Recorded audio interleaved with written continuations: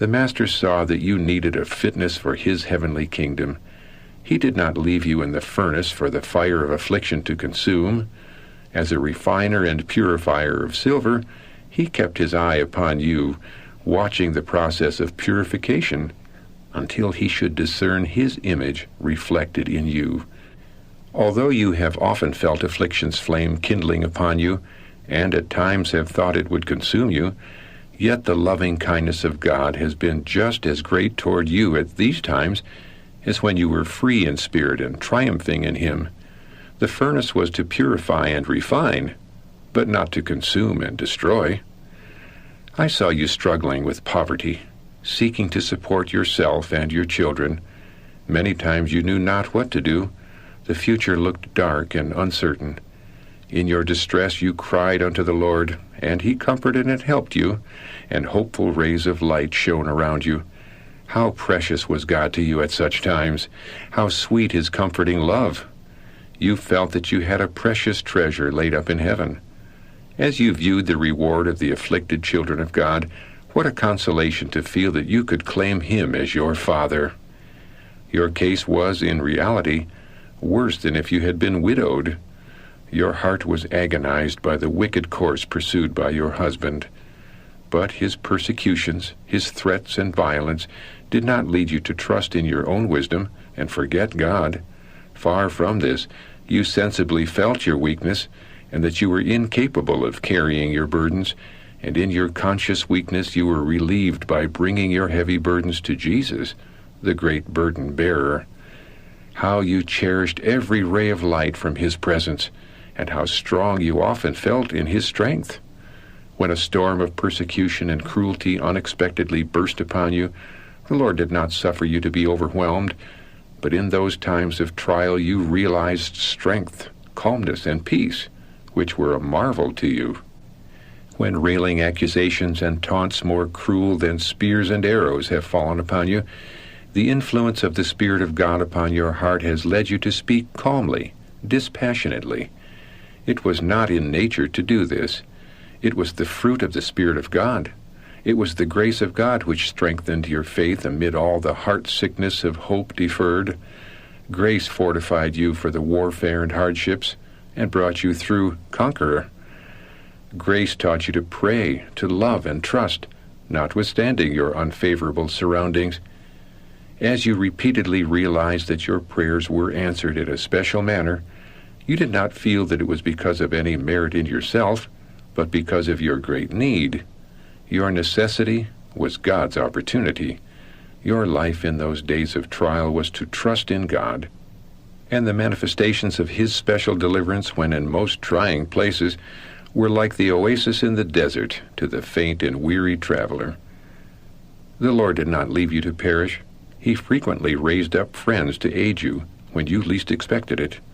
Angels of God ministered unto you, as step by step they led you up the rugged pathway. You were pressed by poverty, but this was the least of the difficulties with which you had to contend. When N exercised his power to abuse and harm you, you felt that the cup you had to drink was bitter indeed, and when he degraded himself to pursue a course of iniquity, and you were outraged and insulted in your own house, he made a gulf between himself and you which could never be passed. Then, in your sore distress and perplexity, the Lord raised you up friends. He did not leave you alone, but his strength was imparted, and you could say, "The Lord is my helper." Through all your trials, which have never been fully revealed to others, you have had a never-failing friend who has said, "I am with you alway, even unto the end of the world." While upon the earth, he was ever touched with human woe. Although he is now ascended to his Father, and is adored by angels who quickly obey his commands, his heart, which loved, pitied, and sympathized, knows no change. It remains a heart of unchangeable tenderness still. That same Jesus was acquainted with all your trials. It did not leave you alone to struggle with temptations, battle with evil, and be finally crushed with burdens and sorrow. Through his angels he whispered to you, "Fear not, for I am with thee. I am he that liveth and was dead, and behold, I am alive forevermore. I know your sorrows. I have endured them. I am acquainted with your struggles. I have experienced them. I know your temptations. I have encountered them. I have seen your tears. I also have wept. Your earthly hopes are crushed, but let the eye of faith be uplifted and penetrate the veil, and there anchor your hopes. The everlasting assurance shall be yours that you have a friend that sticketh closer than a brother. Oh, my dear sister, if you could only see, as I have seen, the ways and works of God manifested all through your perplexities and trials in the former part of your experience, when pressed by the hand of poverty, you could never forget him, but your love would increase, and your zeal to promote his glory be untiring. In consequence of your afflictions and peculiar trials, your health failed.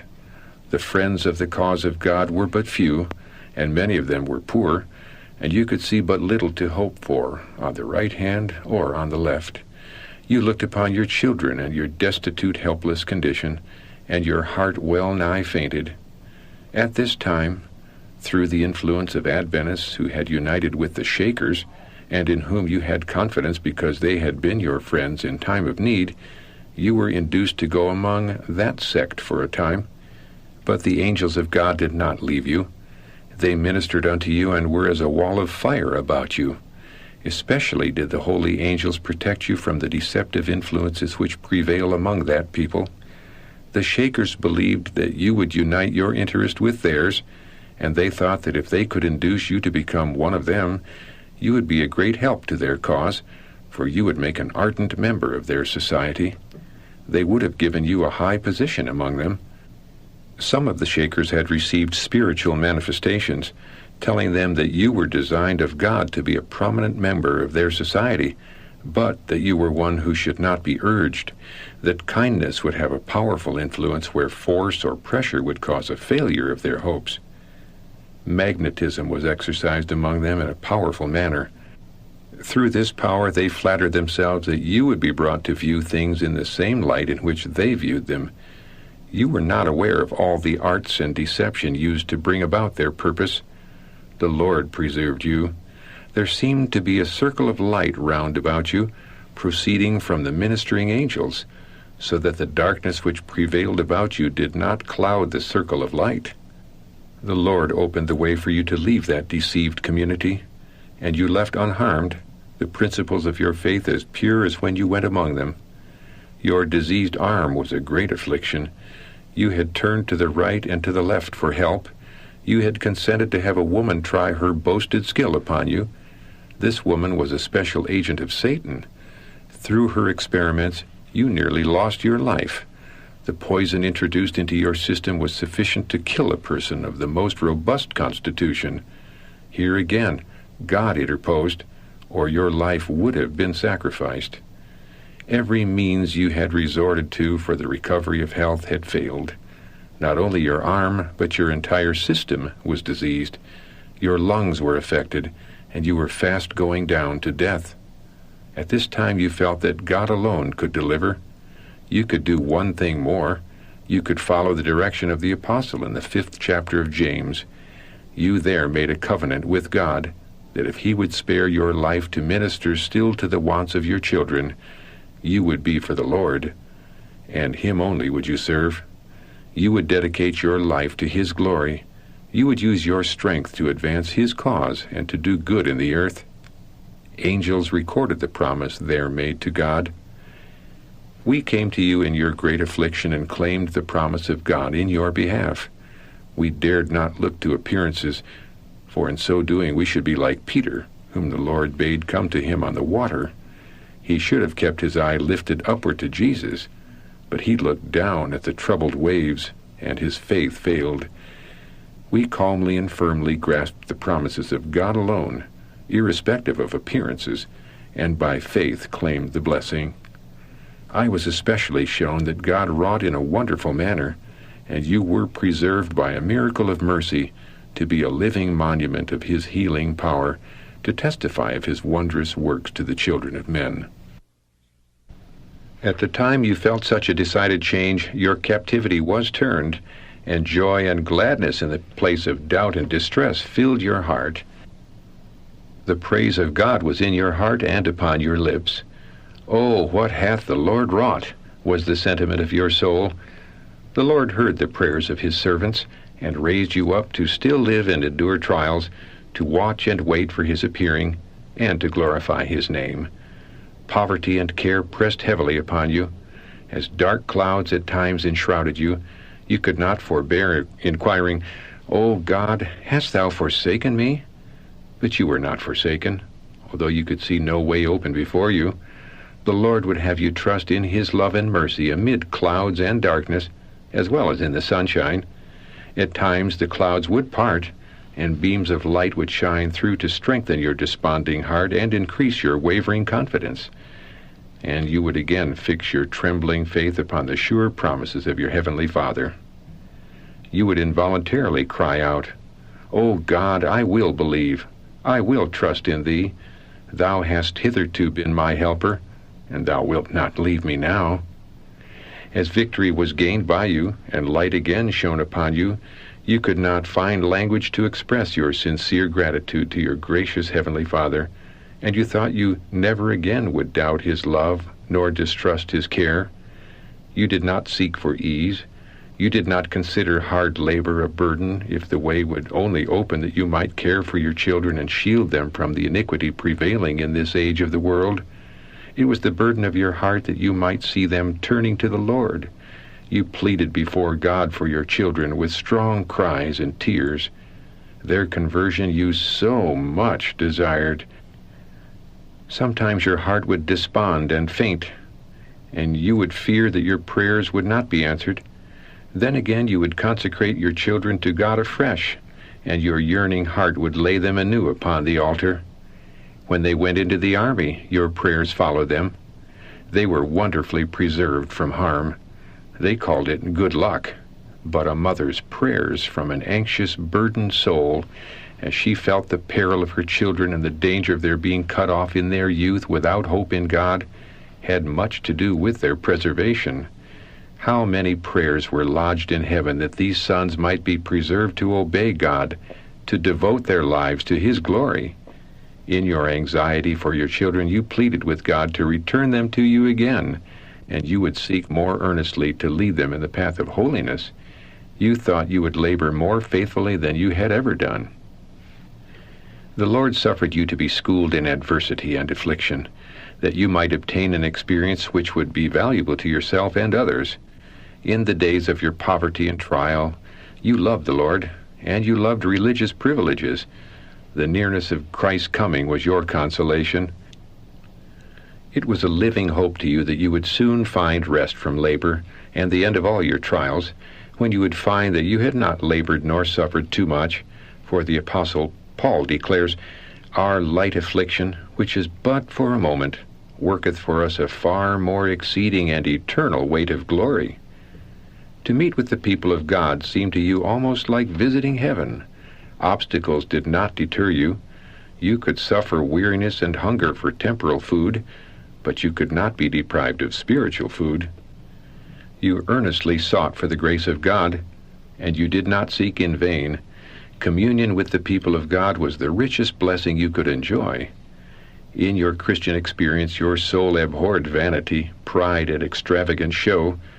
When you have witnessed the expenditure of means among professed Christians to make a display and to foster pride, your heart and lips have said, "Oh, if I only had the means handled by those who are unfaithful in their stewardship, I would feel it one of the greatest privileges to help the needy and to aid in the advancement of the cause of God." You often realized the presence of God while you sought in your humble way to enlighten others in regard to the truth for these last days. You had experienced the truth for yourself. That which you had seen and heard and experienced and testified unto, you knew was no fiction. You delighted to present before others in private conversation the wonderful way in which God had led his people. You recounted his dealings with such an assurance as to strike conviction to the hearts of those who listened to you. You talked as though you had a knowledge of the things whereof you affirmed. When speaking to others in regard to the present truth, you longed for greater opportunities and a more extended influence, that you might bring to the notice of many in darkness the light which had lightened your pathway. At times you looked at your poverty, your limited influence, and your best endeavors, frequently misinterpreted by the professed friends of the cause of truth, and you were nearly discouraged. Sometimes in your unsettled state you erred in judgment, and there were those who should have possessed that charity which thinketh no evil, who watched and surmised evil, and made the most of the errors they thought they saw in you. But the love and tender pity of Jesus were not withdrawn. They were your support amid the trials and persecutions of your life. The kingdom of heaven and the righteousness of Christ were primary with you. Your life was marred with imperfections, because it is human to err, but from what the Lord has been pleased to show me of your discouraging surroundings in the days of your poverty and trial, I know of no one who would have pursued a course more free from mistakes than you did, were they situated as you were, in poverty and embarrassing trials. It is easy for those who are spared the severe trials to which others are subjected to look on and question and surmise evil and find fault. Some are more ready to censure others for pursuing a certain course than to take the responsibility of saying what should be done, or of pointing out a more correct way. You became confused. You knew not where to trust. There were but few Sabbath keepers in blank and vicinity who exerted a saving influence. Some who professed the faith were no honor to the cause of present truth. They did not gather with Christ, but scattered abroad. They could talk loud and long, yet their hearts were not in the work. They were not sanctified by the truth they professed. These, not having root in themselves, gave up the faith. Had they done this at an earlier period, it would have been better for the cause of truth. In consequence of these things, Satan took advantage of you and prepared the way for your backsliding. My attention was called to your desire to possess means. The sentiment of your heart was, "Oh, if I only had means, I would not squander it. I would set an example to those who are close and penurious. I would show them the great blessing there is to be received in doing good." Your soul abhorred covetousness. As you have seen those who possessed abundance of this world's goods shut their hearts to the cry of the needy, you have said, "God will visit them. He will reward them according to their works."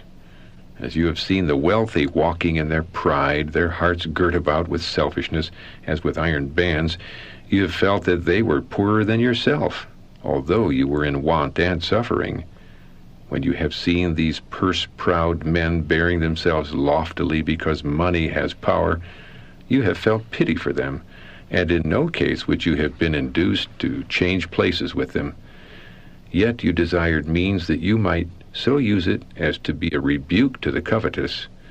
The Lord said to his angel who had hitherto ministered unto you, "I have proved her in poverty and affliction, and she has not separated herself from me, nor rebelled against me. I will now prove her with prosperity. I will reveal to her a page of the human heart with which she is unacquainted. I will show her that money is the most dangerous foe she has ever met. I will reveal to her the deceitfulness of riches, that they are a snare, even to those who feel that they are secure from selfishness, and proof against exaltation, extravagance, pride, and the love of the praise of men."